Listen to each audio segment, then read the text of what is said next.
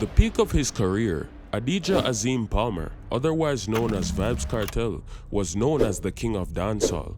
However, just as he was on the verge of an opportunity so big it would change his legacy forever, he was hit with the biggest surprise of his entire life and sentenced to life in prison. How did a random DJ from Portmore become arguably the most influential man in Jamaica? Addy me daddy, free up world boss. And more importantly, is he innocent or guilty of his crimes? Well, to answer these questions, we have to go all the way back to 2008, when Vybz Kartel would have the biggest beef of his entire career that got so big and caused so much violence in real life that the literal Jamaican government and Prime Minister had to step in and intervene. The feud that would be known as the Gully Gaza War was between Vybz Kartel and another artist that was rising so quickly in the game, he had people wondering if he was about to take Vybz Kartel's position.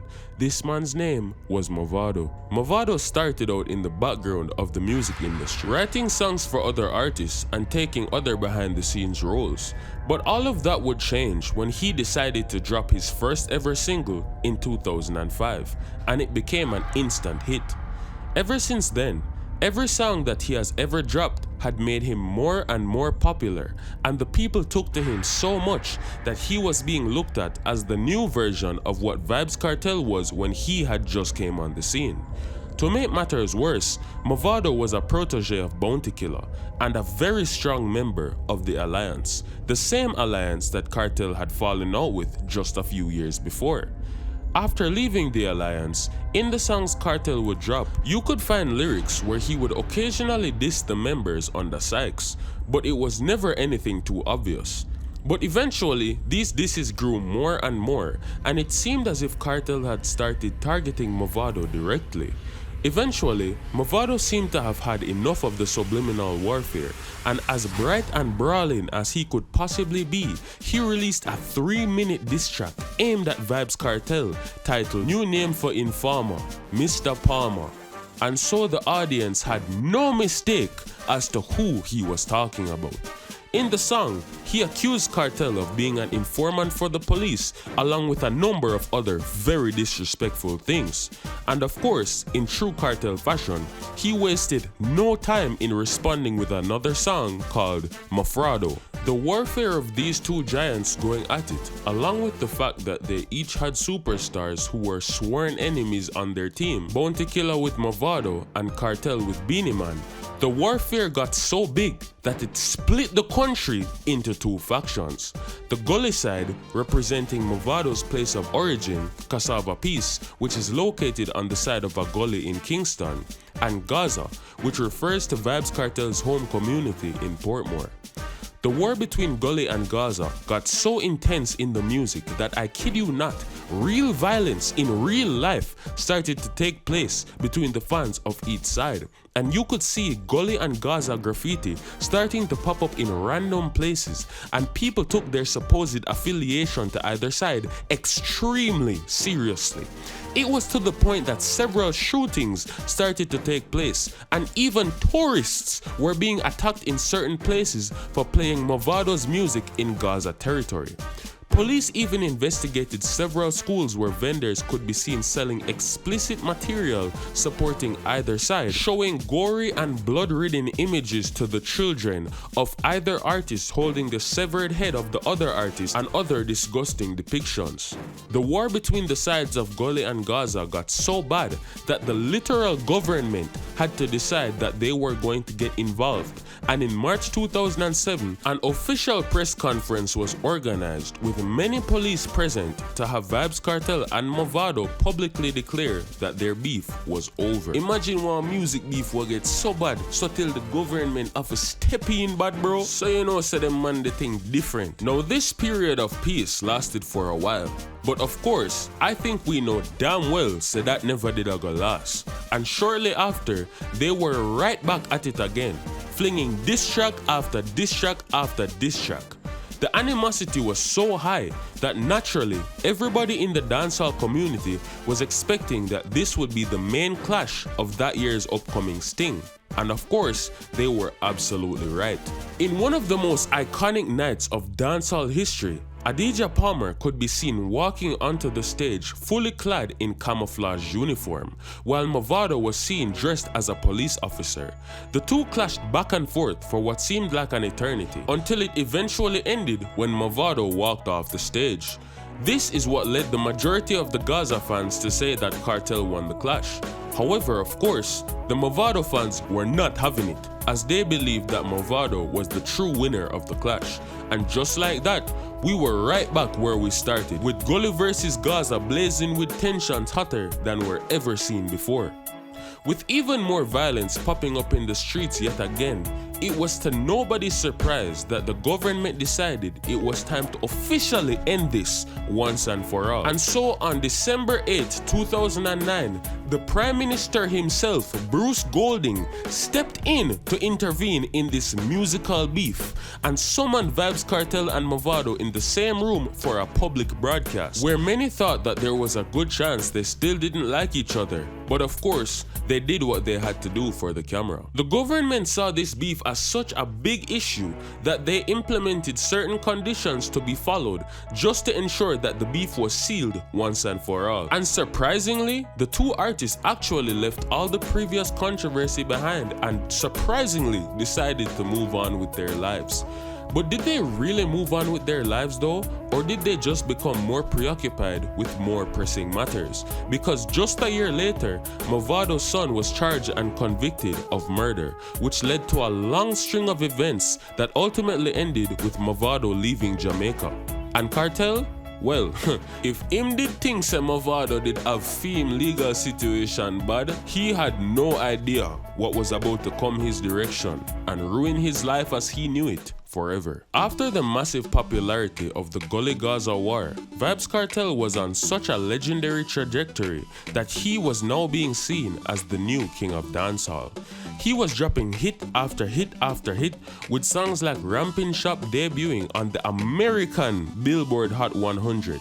His song Clarks, which popularized the shoe brand to the point where most Jamaican students to this day still wear Clarks as part of their daily uniform. Go-Go Club, which went on to take over the music industry 15 years later, the song Virginity, Ben's Punani, You and Him There, and many other songs that would be considered solidified pieces of Jamaican culture that basically every Jamaican to some extent grew up hearing or being affected by in some way. Vybz Kartel became so big that when he started bleaching his skin, starting the change from what the fans know as Black Kartel, which is pre-bleaching, to White Kartel, he was so big that when he started bleaching, thousands and thousands of his fans started bleaching as well, just to follow in his example.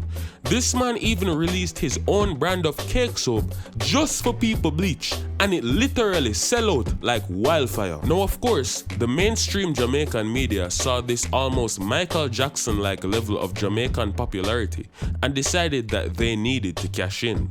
This was when Kartel was offered one of the biggest opportunities of his life, when he was offered his very own reality TV show called Teacher's Pet, where he would live in a house with 20 hot sexy girls as they would all try to compete for his affection. Only God knows how big this show would have gotten, as many years later we would see other people like Blueface use this format to make millions of dollars. However, like I said, only God knows, because unfortunately for Vybz Kartel, on September 29, 2011, he was arrested by the local authorities for possession of cannabis. And just 5 days later, the network that was going to broadcast the show would announce that the show had been cancelled. Now of course, this was very sad for Kartel, but if he knew what was about to come after this, he would have been begging God to let the loss of his show be the worst thing that came out of this event, because everything was about to get so much worse for Adidja Palmer than he, his fans, or even the entire country of Jamaica could have ever imagined. About a week after the arrest of Vybz Kartel, on October 3, 2011, the police, seemingly out of nowhere, upgraded Kartel's charges from possession of weed all the way up to murder. This was because he was being accused of allegedly ending the life of a music producer from Portmore who went by the name of Barrington Burton. As Kartel awaited trial for these charges, he released a book called The Voice of the Jamaican Ghetto, telling his fans that Babylon can incarcerate the messenger, but not the message. Fans held on to the hope that he may be innocent. But that became even harder when not long after, the government came right back around and hit him with another charge for the second-degree murder of Clive Lizard Williams. Kartel continued with the narrative that he was innocent and simply being set up by the Jamaican government because he was just too influential in the country and they were threatened by him. This kept fans active, begging for his release, and it only added to their fire when the Barrington-Burton case verdict was reached and Kartel was deemed not guilty. Now this was a solid victory for Kartel, but boy, was it far from what he needed to fix the situation as a whole, because the case with Lizard was looking a lot more complicated. You see, the reason the jury had Kartel as the man who killed Lizard wasn't just based off some loose speculation or some association to a similar gang. What connected Addy so close to the murder was when they initially arrested him just for the weed, they were able to seize his cell phone, and on this cell phone, they were surprised to find mountains and mountains of evidence to suggest that he was responsible for other crimes. And as the police discovered a series of crazily incriminating text messages and voice notes, it gave them strong reason to believe that he was involved. In fact, the most famous text out of this exchange that was even broadcasted to TVJ was, "Between me and you, a chop will chop up the lizard boy fine and dash him away. As long as we're alive, them can never find him." Now of course, if you see something as specific and insane as this on somebody's phone, you go think say them did have something to do with it, at least. However, during the trial, his lawyer and his team fought tooth and nail to say that the text messages were altered after the fact and therefore should not be admissible in court. She also said the electronic file lifted from Kartel's phone was modified 3 hours after the device was seized by a top police investigator. However, in the end, it didn't even end up mattering, because once they heard the voice notes on Kartel's phone, it was basically over for him and there was no coming back. This was his voice in 4K talking, and there was nothing anybody could say to deny it. AI DVD exist them time. Now before I play what Kartel said, just know say shoes are one code name will refer to guns and lace is a code name will refer to bullets. Cool? Cool. In the first voice note, Kartel can be heard saying that Lizard had lost 2 of his shoes, and if him never get them back by 8 o'clock, something very, very bad was going to go down. Hombre, they don't know it's a blood clot Lizard and we. I will call my phone today and tell me, say, them can't find the 2 blood clot new shoes them when me give them dog. So them lock them in our house.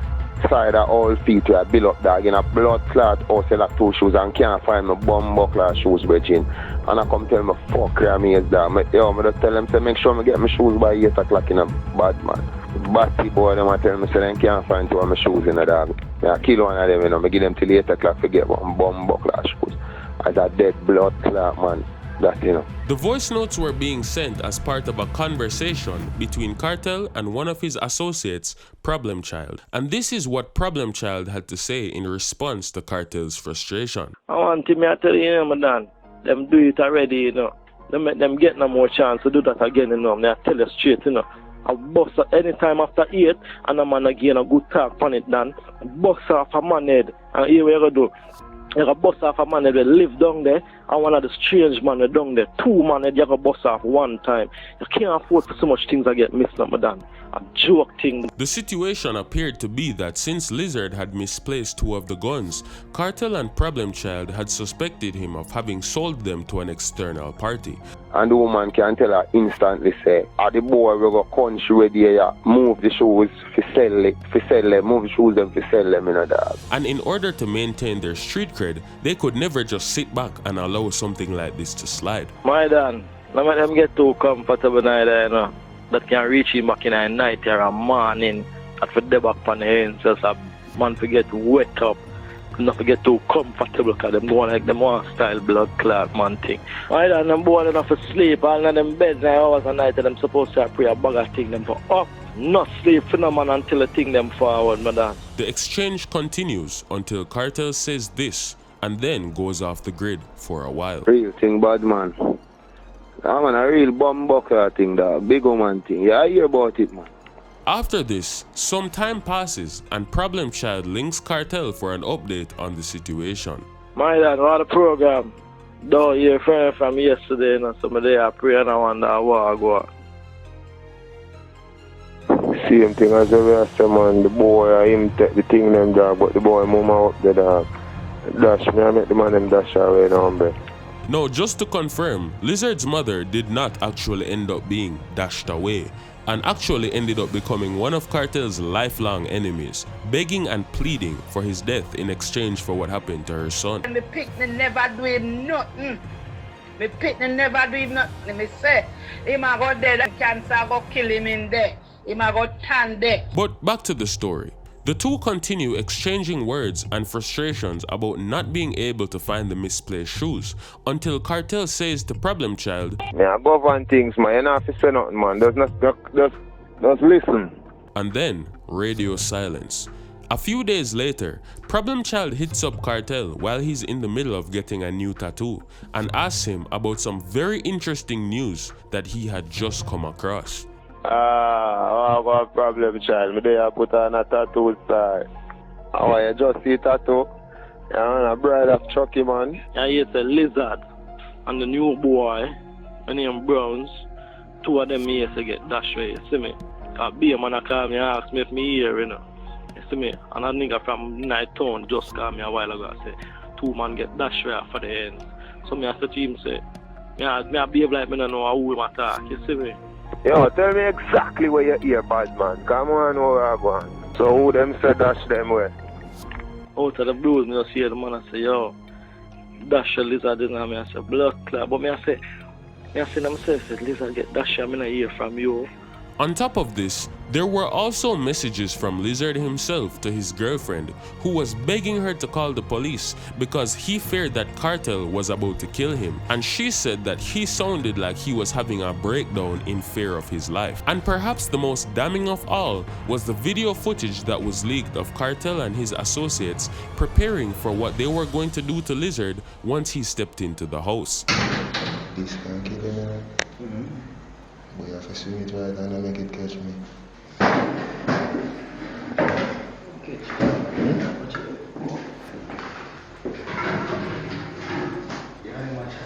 Yeah.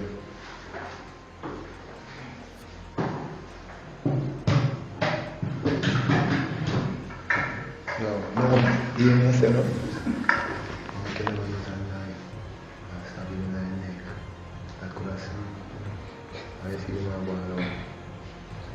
Yo, you hear me say? I want to